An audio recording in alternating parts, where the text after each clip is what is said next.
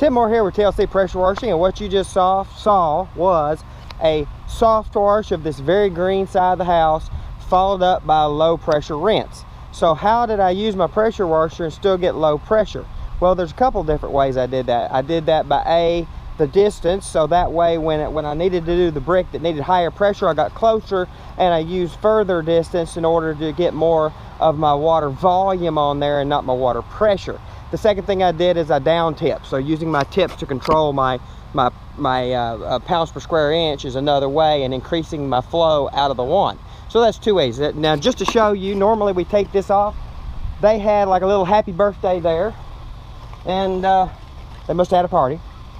But as you can see, the tape is still on. So the pressure I used wasn't even strong enough to push the tape off.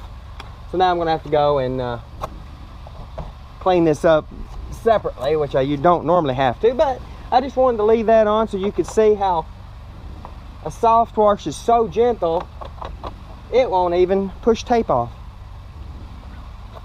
Boom. Tim Moore, TLC Pressure Washing, taking care of another greenhouse in the Rutherford County area. Y'all have a good day now.